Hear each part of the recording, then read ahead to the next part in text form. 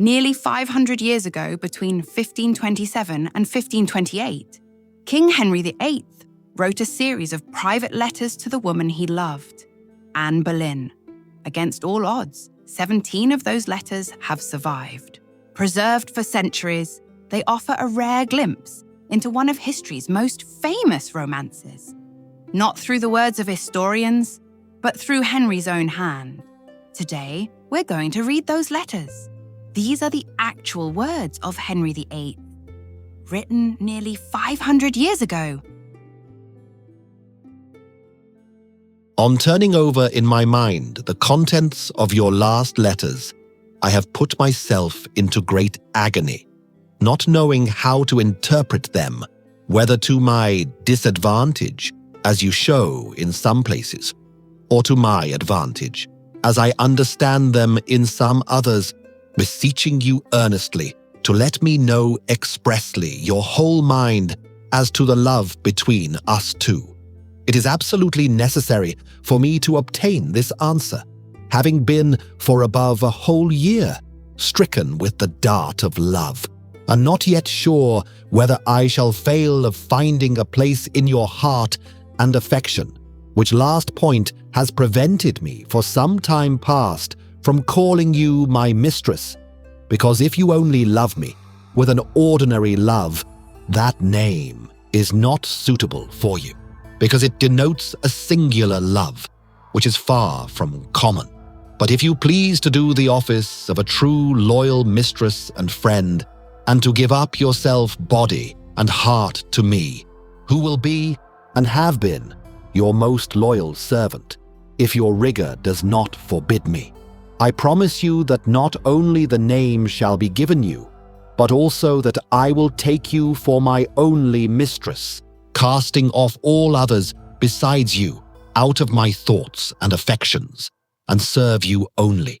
I beseech you to give an entire answer to this my rude letter, that I may know on what and how far I may depend.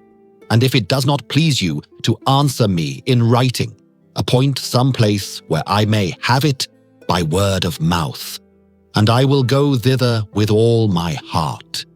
No more, for fear of tiring you. Written by the hand of him who would willingly remain yours, H.R.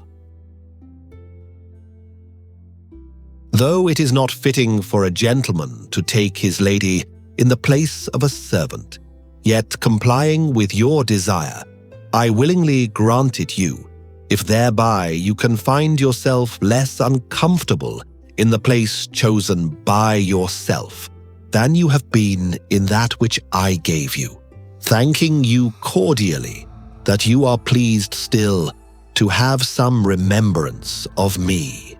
Henry R.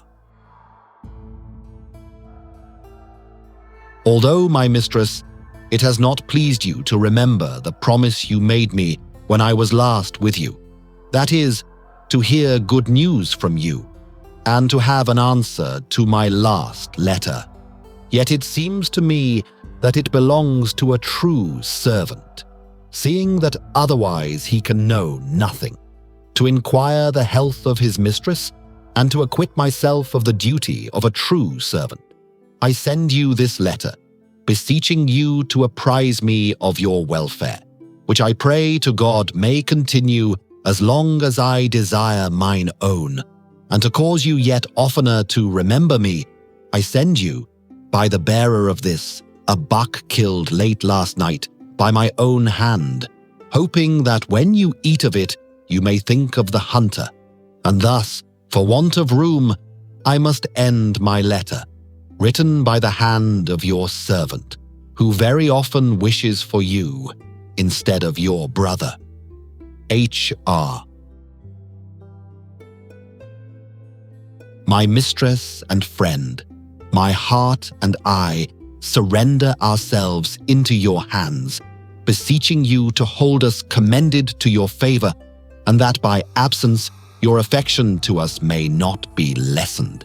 For it were a great pity to increase our pain, of which absence produces enough and more than I could ever have thought could be felt, reminding us of a point in astronomy, which is this: the longer the days are, the more distant is the sun, and nevertheless the hotter. So is it with our love, for by absence we are kept a distance from one another, and yet it retains its fervor, at least on my side. I hope the like on yours, assuring you that on my part the pain of absence is already too great for me.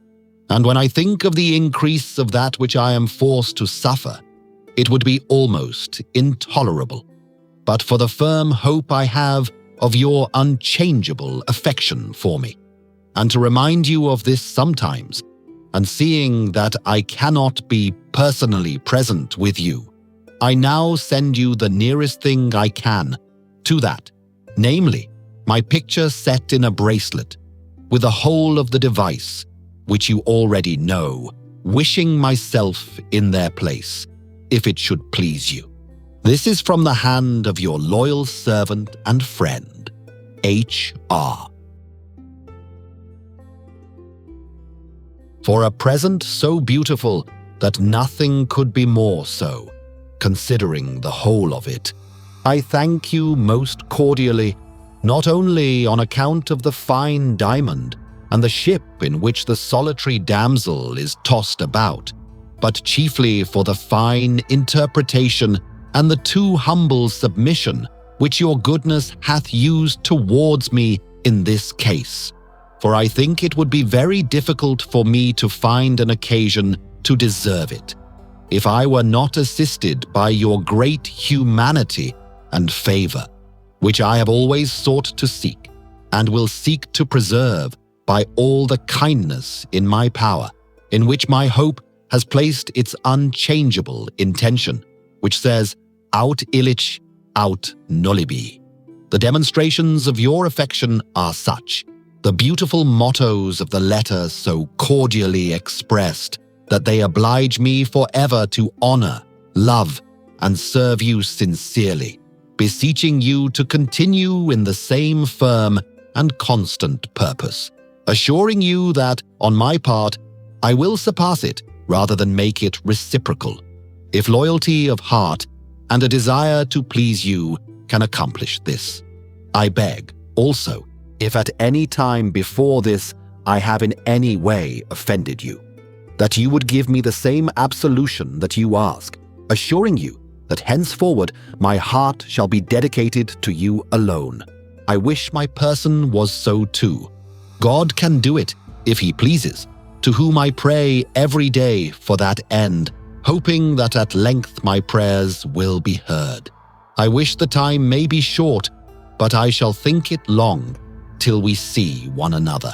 Written by the hand of that secretary, who in heart, body, and will is your loyal and most assured servant, H.R.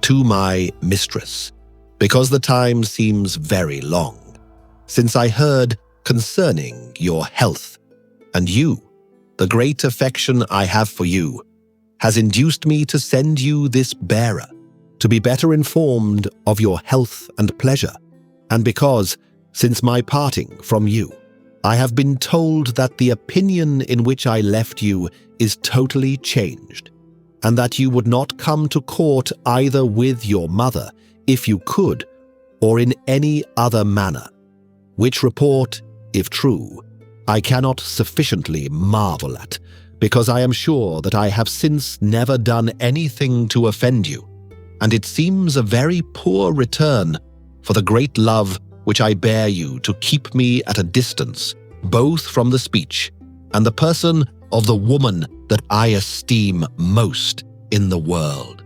And if you love me with as much affection as I hope you do, I am sure that the distance of our two persons would be a little irksome to you, though this does not belong so much to the mistress as to the servant. Consider well, my mistress, that absence from you grieves me sorely, hoping that it is not your will that it should be so. But if I knew for certain that you voluntarily desired it, I could do no other than mourn my ill fortune, and by degrees abate my great folly. And so, for lack of time, I make an end of this rude letter, beseeching you to give credence to this bearer in all that he will tell you from me, written by the hand of your entire servant, H.R. Darling, these shall be only to advertise you that this bearer and his fellow be dispatched with as many things to compass our matter, and to bring it to pass as our wits could imagine or devise, which brought to pass, as I trust, by their diligence, it shall be shortly, you and I shall have our desired end, which should be more to my heart's ease and more quietness to my mind than any other thing in the world, as with God's grace shortly I trust shall be proved, but not so soon as I would it were. Yet I will ensure you that there shall be no time lost that may be won, and further cannot be done.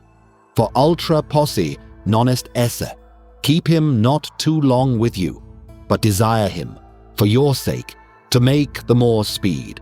For the sooner we shall have word from him, the sooner shall our matter come to pass.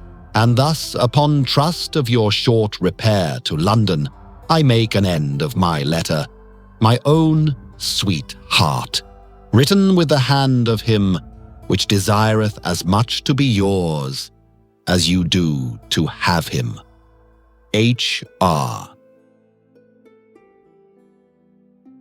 The writer of this letter would not cease till she had caused me likewise to set my hand, desiring you, though it be short, to take it in good part. I ensure you that there is neither of us but greatly desireth to see you, and are joyous to hear that you have escaped this plague so well, trusting the fury thereof to be past, especially with them that keepeth good diet, as I trust you do. The not hearing of the legate's arrival in France causeth us somewhat to muse. Notwithstanding, we trust by your diligence and vigilancy, with the assistance of Almighty God, shortly to be eased out of that trouble. No more to you at this time, but that I pray God send you as good health and prosperity as the writer would. By your loving sovereign and friend, H.R. There came to me suddenly in the night the most afflicting news that could have arrived.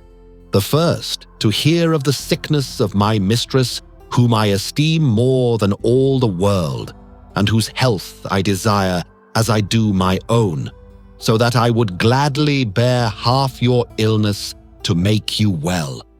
The second, from the fear that I have of being still longer harassed by my enemy, absence, much longer, who has hitherto given me all possible uneasiness, and as far as I can judge, is determined to spite me more, because I pray God to rid me of this troublesome tormentor. The third, because the physician in whom I have most confidence is absent at the very time when he might do me the greatest pleasure. For I should hope, by him and his means, to obtain one of my chief joys on earth. That is the care of my mistress. Yet for want of him, I send you my second, and hope that he will soon make you well. I shall then love him more than ever. I beseech you to be guided by his advice in your illness. In so doing, I hope soon to see you again, which will be to me a greater comfort than all the precious jewels in the world.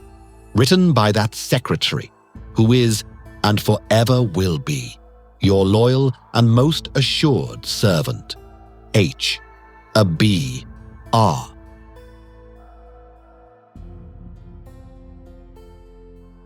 The uneasiness my doubts about your health gave me disturbed and alarmed me exceedingly, and I should not have had any quiet without hearing certain tidings. But now, since you have as yet felt nothing, I hope, and am assured that it will spare you, as I hope it is doing with us. For when we were at Walton, 2 ushers, 2 valets de chambre, and your brother, Master Treasurer, fell ill, but are now quite well. And since we have returned to our house at Hunsdon, we have been perfectly well and have not, at present, one sick person. God be praised. And I think, if you would retire from Surrey, as we did, you would escape all danger. There is another thing that may comfort you, which is that, in truth, in this distemper few or no women have been taken ill, and what is more, no person of our court, and few elsewhere, have died of it. For which reason I beg you, my entirely beloved, not to frighten yourself, nor be too uneasy at our absence. For wherever I am yours. And yet we must sometimes submit to our misfortunes, for whoever will struggle against fate is generally but so much the farther from gaining his end.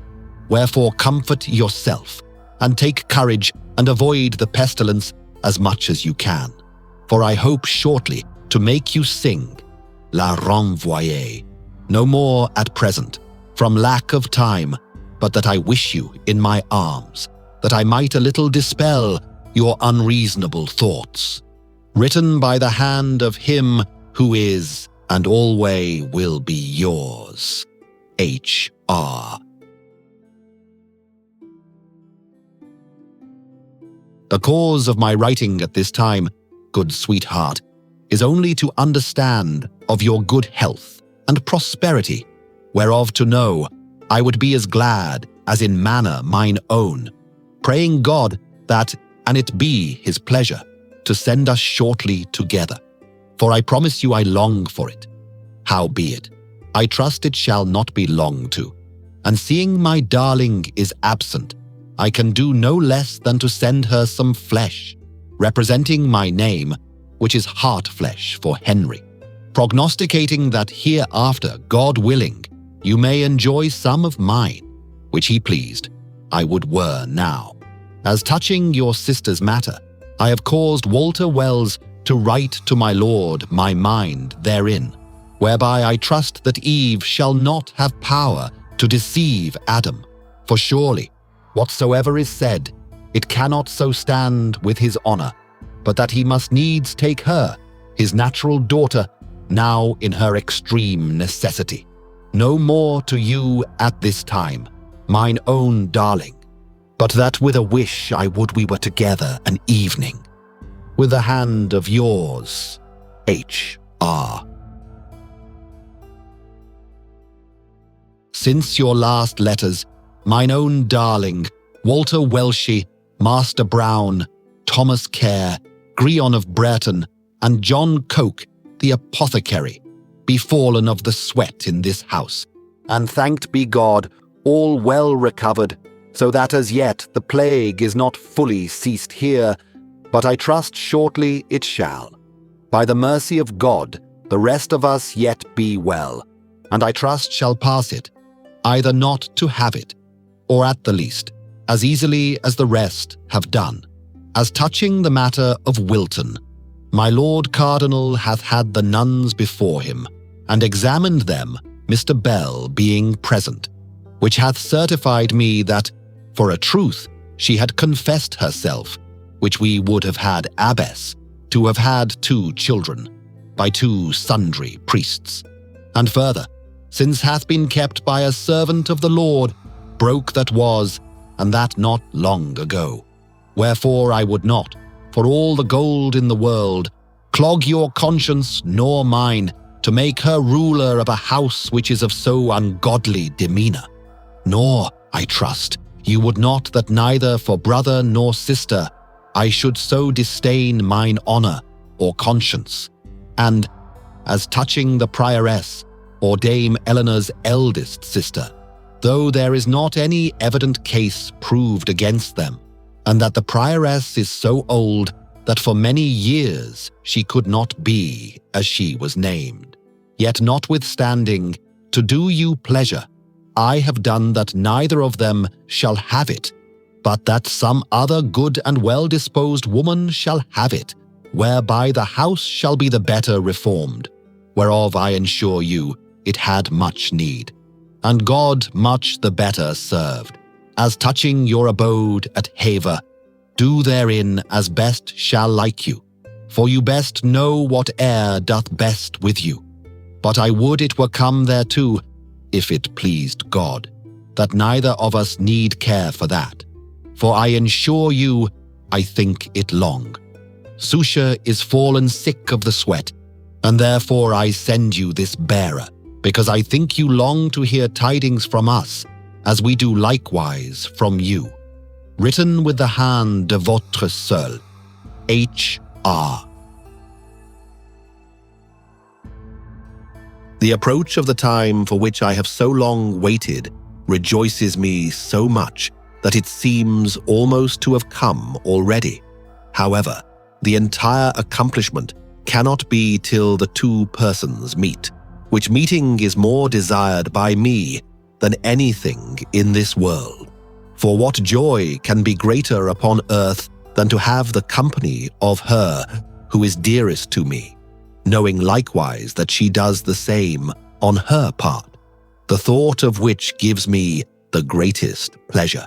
Judge what an effect the presence of that person must have on me, whose absence has grieved my heart more than either words or writing can express, and which nothing can cure, but that begging you, my mistress, to tell your father from me, that I desire him to hasten the time appointed by 2 days, that he may be at court before the old term, or at farthest, on the day prefixed, for otherwise I shall think he will not do the lover's turn, as he said he would, nor answer my expectation.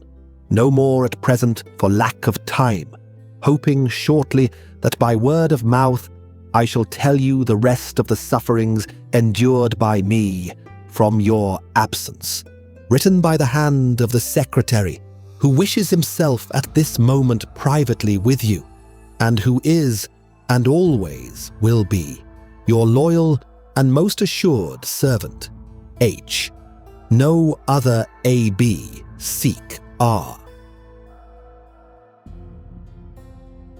Darling, I heartily recommend me to you, ascertaining you that I am not a little perplexed with such things as your brother shall on my part declare unto you, to whom I pray you give full credence, for it were too long to write.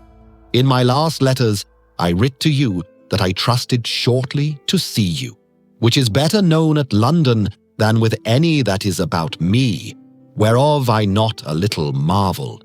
But lack of discreet handling must needs be the cause thereof. No more to you at this time, but that I trust shortly our meetings shall not depend upon other men's light handlings, but upon our own, written with the hand of him that longeth to be yours. H.R.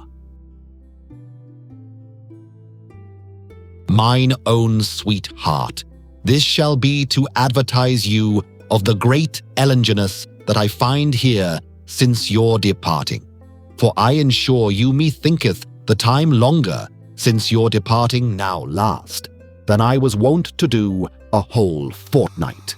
I think your kindness and my fervency of love causeth it, for otherwise I would not have thought it possible that for so little a while it should have grieved me.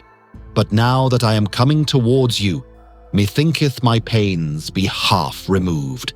And also I am right well comforted in so much that my book maketh substantially for my matter, in looking whereof I have spent above 4 hours this day, which causeth me now to write the shorter letter to you at this time, because of some pain in my head, wishing myself, especially an evening, in my sweetheart's arms, whose pretty duckies I trust shortly to kiss, written by the hand of him that was, is, and shall be yours, by his own will, H.R. Darling, though I have scant leisure, yet remembering my promise, I thought it convenient to certify you briefly in what case our affairs stand. As touching a lodging for you, we have got one by my Lord Cardinal's means, the like whereof could not have been found hereabouts for all causes, as this bearer shall more show you. As touching our other affairs, I assure you there can be no more done, nor more diligence used, nor all manner of dangers better both foreseen and provided for, so that I trust it shall be hereafter to both our comforts, the specialities whereof were both too long to be written, and hardly by messenger to be declared. Wherefore, till you repair hither, I keep something in store, trusting it shall not be long to. For I have caused my lord, your father, to make his provisions with speed. And thus for lack of time, darling, I make an end of my letter, written with the hand of him, which I would were yours. H.R. The reasonable request of your last letter, with the pleasure also that I take to know them true, causeth me to send you these news. The legate which we most desire arrived at Paris on Sunday or Monday last past, so that I trust by the next Monday to hear of his arrival at Calais, and then I trust within a while after to enjoy that which I have so long longed for, to God's pleasure and our both comforts. No more to you at this present, mine own darling, for lack of time, but that I would you were in mine arms, or I in yours, for I think it long since I kissed you, written after the killing of a hart at 11 of the clock, minding, with God's grace, tomorrow, mightily timely, to kill another, by the hand which, I trust, shortly shall be yours. Henry R. Those were the actual words of Henry VIII, written nearly 500 years ago. Next, we'll explore what these remarkable letters reveal about the king, his relationship with Anne Boleyn, and the love story that changed England forever. This was history, but strange.